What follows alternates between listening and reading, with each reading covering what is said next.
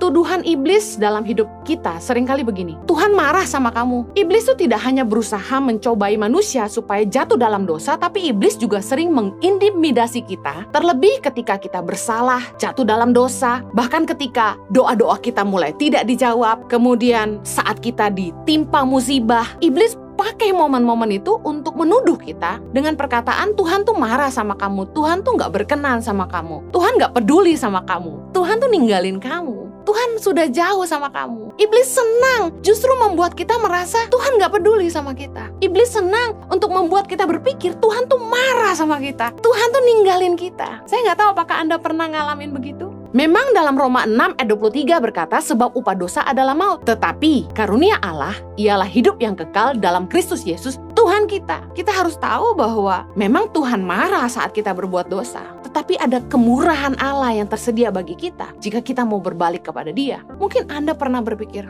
kayaknya Tuhan udah marah nih sama gua nih, gue bikin dosa bolak-balik, Tuhan pasti udah gak berkenan nih sama gua nih.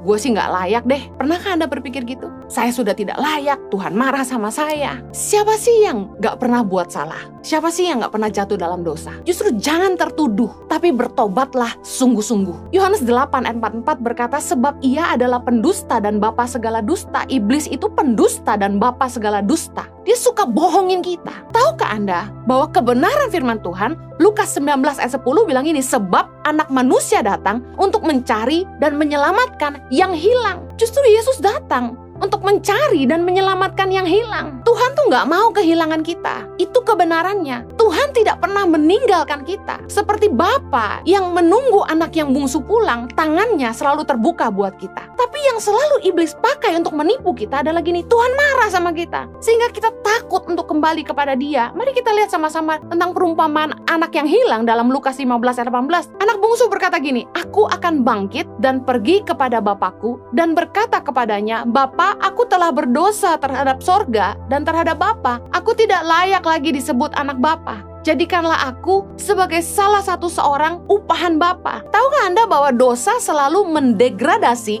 nilai hidup kita? Kita akan menjadi merasa tidak layak, kita merasa berdosa, kita merasa rendah, kita merasa kita sampah. Padahal sesungguhnya bagi Tuhan hidup kita berharga. Tahukah Anda reaksi Tuhan kalau kita mau berbalik kepada Dia adalah ini, Lukas 15 ayat 20. Maka bangkitlah ia dan pergi kepada bapaknya. Ketika ia masih jauh, ayahnya telah melihatnya, lalu tergeraklah hatinya oleh belas kasihan. Ayahnya itu berlari mendapatkan dia, lalu merangkul dan mencium dia. Ini loh Bapa kita yang sesungguhnya. Waktu kita bikin salah, pasti kita takut. Seperti dengan Bapa kita di dunia, kalau kita bikin salah, pasti kita takut. Anak saya kalau bikin salah pasti takut. Tapi kasih kita kepada anak-anak itu jauh lebih besar. Demikianlah Bapa sama kita. Waktu kita bikin dosa, Tuhan marah, tapi Tuhan lebih sayang kita. Iblis menuduh kita, membuat kita merasa berdosa, merasa kita jauh sama Tuhan, membuat kita merasa kita sampah, kita nggak layak. Tapi ketahuilah kebenarannya bahwa Bapa itu menanti kita untuk kembali sama Dia.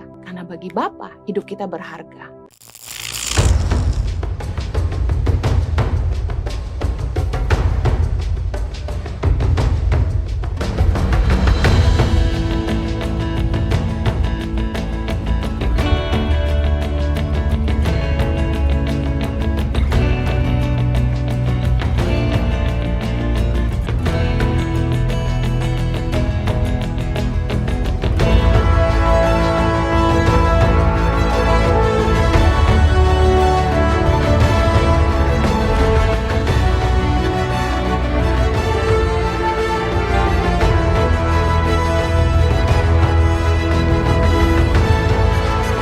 Cerita anak pedalaman dalam meraih mimpi dan mengejar cita-cita bersama Tangan Pengharapan.